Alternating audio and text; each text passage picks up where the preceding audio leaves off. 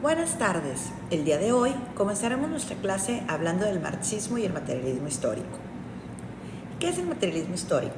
Como comentábamos en las sesiones anteriores, estas son teorías o corrientes que se aproximan a la manera de interpretar la sociedad. Su representante, Karl Marx, fundamentó su teoría en críticas hacia el capitalismo incipiente en ese momento y básicamente promueve con el materialismo histórico el estudio de las sociedades. Pero es el estudio de las sociedades sustentado en el desarrollo de las fuerzas productivas, en el cual el hombre debe trabajar si busca sobrevivir, y el trabajo es colectivo, pero también es un elemento social. Para Karl Marx, dentro del materialismo histórico, los modos de producción determinan el producto, es decir, los modos de producción, la manera como se generan los recursos, determinan los procesos políticos, sociales y espirituales incluso. Las sociedades van en transformación, pero estas siempre van a ir delimitadas por dos factores: los modos de producción, es decir, cómo se generan los recursos dentro de una sociedad, y la otra es la lucha de clases, puesto que la lucha de clases es innegable que exista, ya que mientras que unos trabajan para que los otros generen riqueza a partir de su trabajo, para otros simplemente es la manera de sobrevivir. Dentro del materialismo histórico tenemos diferentes características que son claves para entenderlo. Entiende la economía como base de la historia social.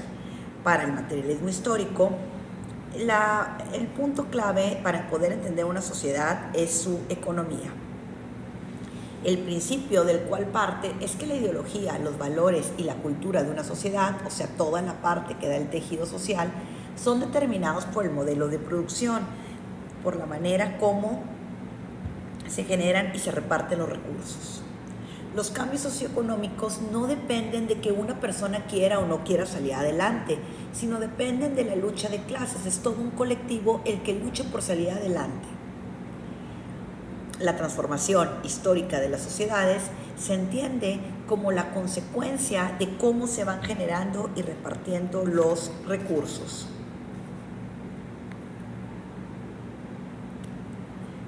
Pero ¿quiénes son sus precursores, aparte de Karl Marx? Bueno, tenemos indiscutible a Karl Marx, quien aportó fundamentalmente el concepto de luchas de clases en las sociedades burguesas.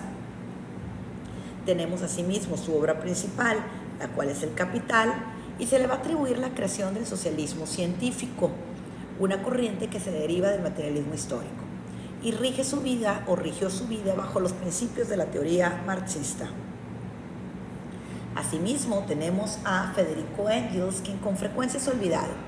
Sus aportaciones principales contribuyeron a la teoría marxista de la alienación, donde se implica que los hombres trabajamos para vivir y vivimos para trabajar, a la teoría de la lucha de clases y a la concepción materialista de la historia.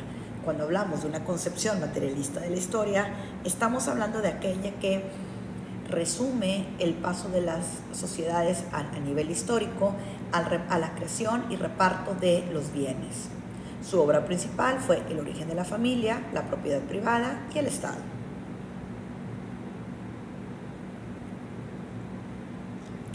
Pero Marx no solamente es el único, o sea, no lo generaron de manera individual.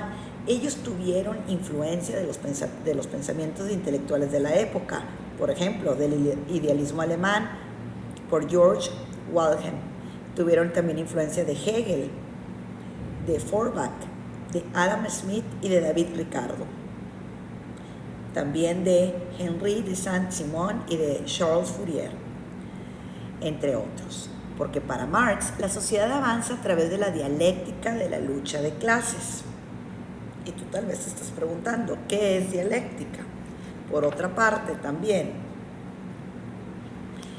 la filosofía de Marx se denomina materialismo dialéctico, es decir, es una filosofía que se fundamenta en el vínculo que existe entre el conocimiento y el mundo material y objetivo. Además, las ciencias sociales se comprenden a través de la dialéctica. En nuestra siguiente sesión estaremos hablando de los conceptos básicos de la teoría marxista.